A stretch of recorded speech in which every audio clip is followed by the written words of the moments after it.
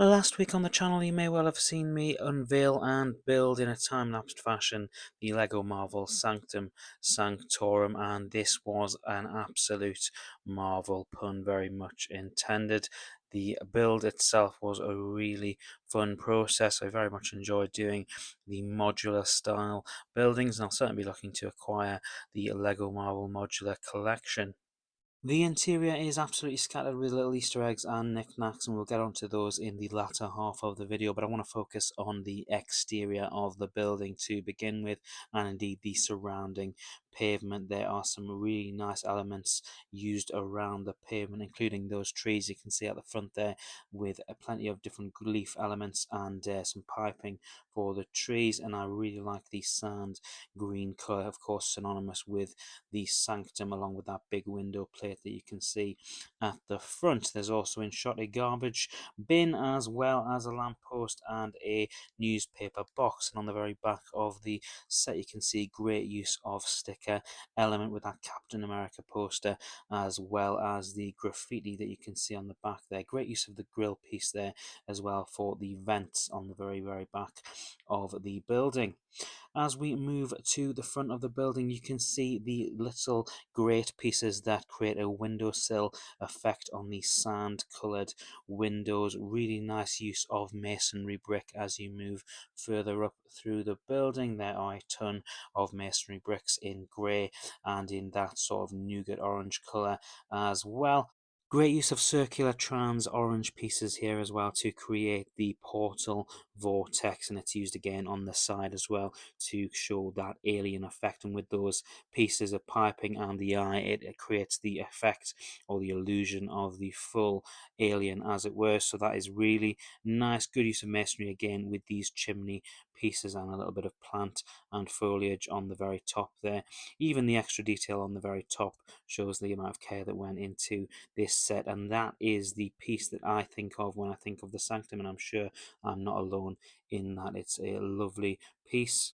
And it is, of course, a printed window piece as well. It's not a sticker, which I was really relieved about. There are some stickers on the doors, and I am pleased that the window was a printed piece and not a sticker. There are 9 minifigures in this set, and I'm going to take you through every single one of them, starting with the 3 strangers: Doctor Strange, Sinister Strange, and Zombie or Dead Strange. And 2 of them have dual molded facial expressions. Zombie Strange does not, and that is the change for Doctor Strange and Sinister Strange. I prefer the Sinister version with the 3 eyes. It's just a nice little callback to the films, of course. As we move across the line, we've got Master Morodo, Ebony Maw, and Wong. And Ebony Maw and Wong don't have dual molded facial expressions for the very obvious reason of they don't have a hairpiece to cover their 2 faces. And the Master might be my pick out of the bunch here. He's got a fantastic colour, fantastic torso, some really nice back printing as well behind that green cape. On to the final 3, and 3 the very best here. You've got Iron Man, Spider-Man, and Scarlet Witch, or Wanda, whichever you prefer. And of course, Spider-Man doesn't have dual molded facial expressions, but you do have a dual molded facial expression for both Wanda and Iron Man, and you've got that Robert Downey Jr.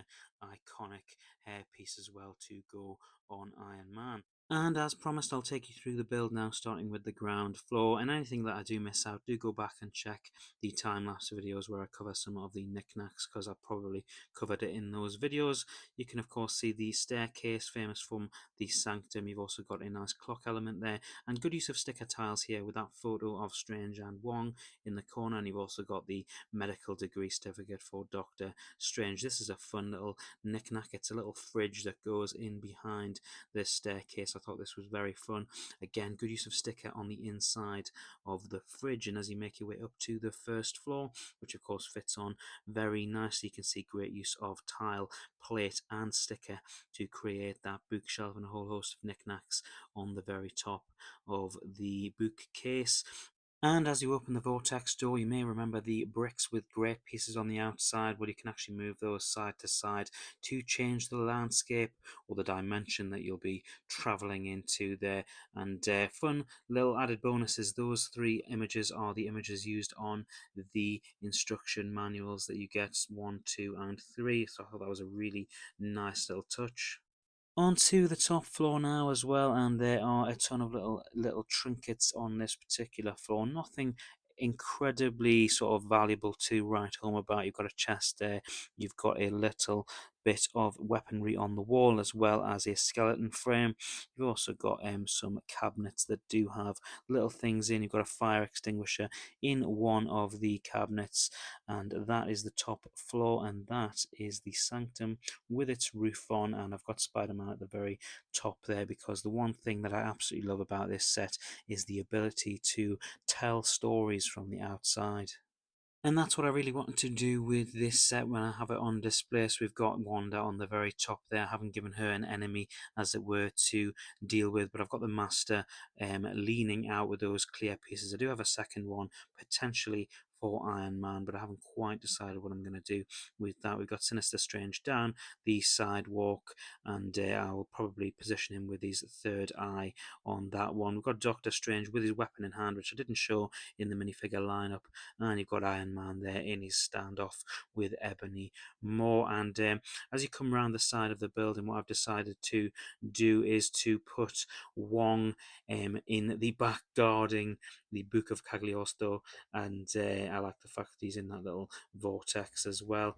And on the other vortex, it felt only appropriate to have Dead Strange, and he is actually with one stood attached to the wall, but it also does look like he's in an entanglement with the alien. I've got to say, this set is absolutely fantastic. It has exceeded my expectations. Am I sort of sad that I didn't grab it a bit earlier on?